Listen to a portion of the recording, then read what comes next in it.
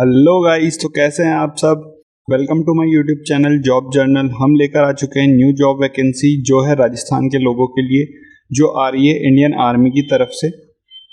Indian army ने job निकाली है जो कि है जिसके रजिस्ट्रेशन चालू हो चुके हैं 14 मई से 27 जून 2021 तक हैं इसके रजिस्ट्रेशन। तो दो अलग अलग टाइप की वैकेंसीज है, मैं आपको बता देता हूँ किस किस में। एक तो है soldier general duty, soldier tech और सोल्जर ट्रेडमेंस, 10th और 8th पास वालों के लिए। और इनकी जॉब लोकेशन है अजमेर, बारा, बूंदी, भीलवाड़ा, चित्तौड़गढ़, झालावाड़, कोटा, राजसमंद डिस्ट्रिक्ट के लिए ये वैकेंसी निकली है। और बाकी जो है सोल्जर क्लर्क और सोल्जर एनए और सोल्जर वीईटी और फार्मा में जो है सिप्लॉय फार्मा, वो इन जगहों को छोड़कर जितनी भी डिस्ट्रिक्ट बची है वहाँ के लिए ये वैकेंसी निकली है। तो देख लेते हैं आगे इसमें एलिजिबिलिटी क्राइटेरिया क्या है। All the eligible candidate of Ajmer, जितने भी कैंडिडेट अजमेर, बारा, बूंदी, चित्तौड़गढ़, झालावाड़, कोटा, राजसमंद डिस्ट्रिक्ट से हैं उनके लिए तो यह soldier GD, soldier tag, soldier TDN, 10th और 8th पास। और जितने भी इनके अलावा जितने भी डिस्ट्रिक्ट हैं तो उनके लिए ये है सोल्जर क्लर्क, सोल्जर एनए और सोल्जर सिप्लॉय फार्मा के लिए। तो इसकी जो ट्रेनिंग है वो 11 जुलाई और 2 अगस्त से चालू होगी। एक सीईई करके एक पेपर आता है, तो वो होने वाला था 30 मई को, लेकिन वो हो चुका है कोविड की वजह से पोस्टपोन। तो जब भी हमको नोटिफिकेशन आएगा तो हम आपको उसके बारे में बता देंगे कि अभी नोटिफिकेशन जारी हो चुका है, तो वो अभी पोस्टपोन हो चुका है, तो वो पेपर आपको देना पड़ेगा इसमें आगे जाने के लिए। तो देखते हैं कि कैंडिडेट के लिए क्या क्या एज का क्या क्राइटेरिया है। तो बेसिकली जो सोल्जर जीडी की है, बेसिकली जनरल ड्यूटी, उसके लिए एज है 17 to 21।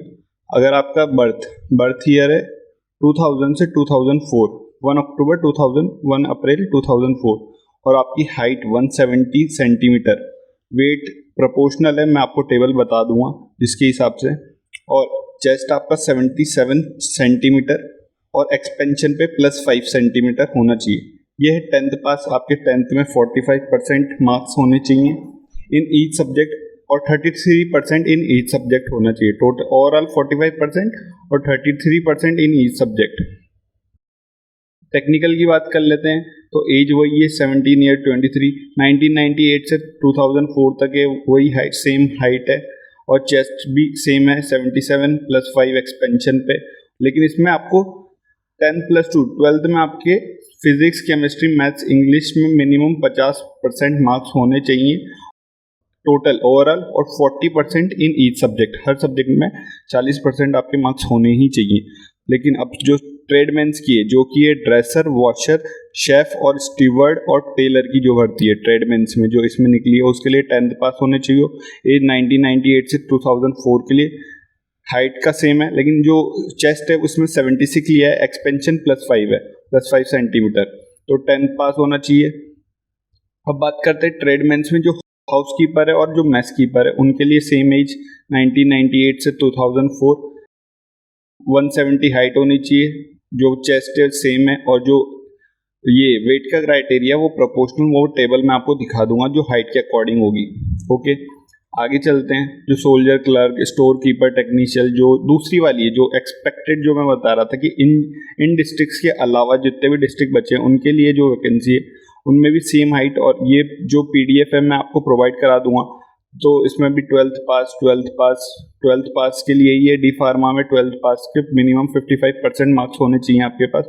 12th जो आपने जो डिप्लोमा किया है फार्मा से, जो सिपॉय फार्मा के लिए जो वैकेंसी निकली है।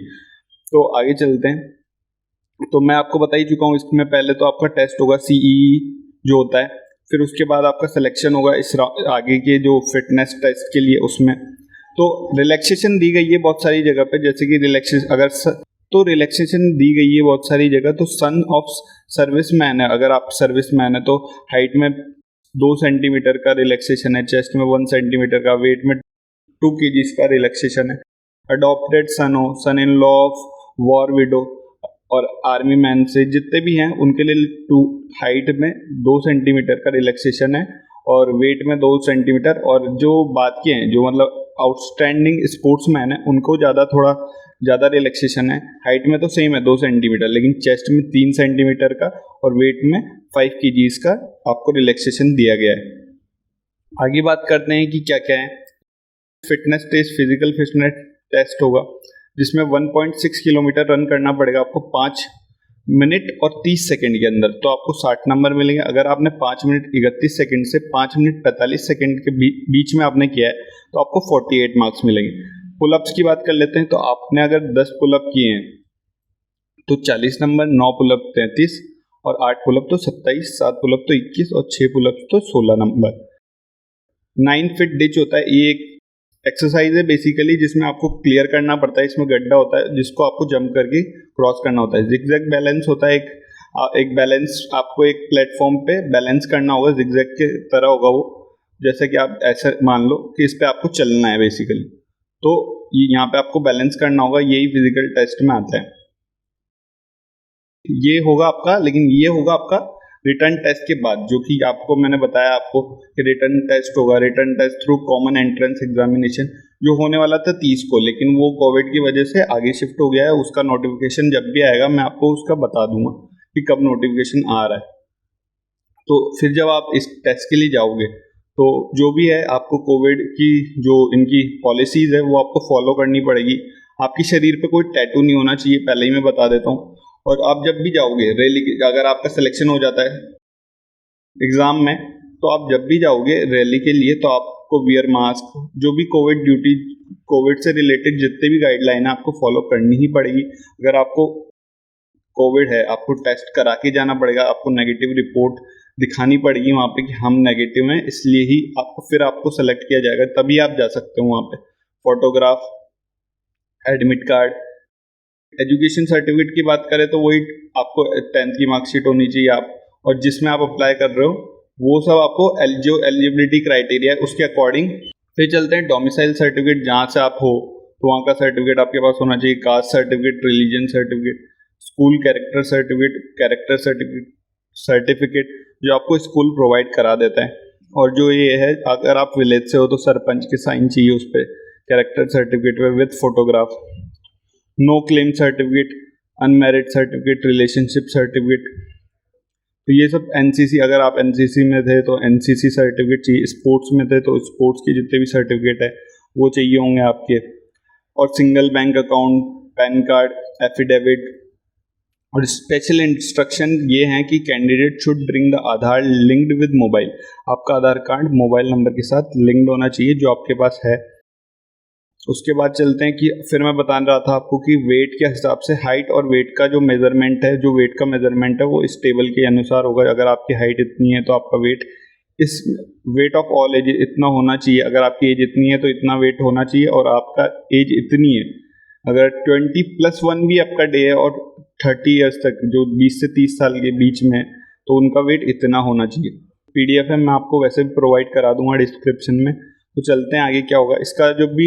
और टैटू नहीं होना चाहिए, मैंने आपसे पहले ही बोल दिया, आपके किसी भी बॉडी पार्ट पे टैटू नहीं होना चाहिए।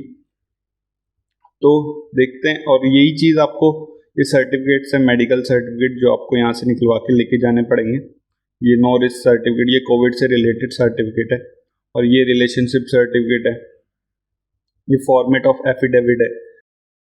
और फिर आपको एफिडेविट बनवाना भी पड़ेगा, एक वाला जो स्टाम्प पेपर आता है उस पर बन जाता है, तो आप वो भी बनवा सकते हो और वो आपको लेके जाना ही पड़ेगा। तो यही चीज़ है इसमें। तो कैसी लगी आपको वीडियो? अगर वीडियो पसंद आई हो तो इस वीडियो को लाइक करिए, चैनल को सब्सक्राइब करिए। अगर कोई भी प्रॉब्लम हो तो कमेंट करिए, जिससे हम उसका जवाब आपको कमेंट बॉक्स में ही दे सके।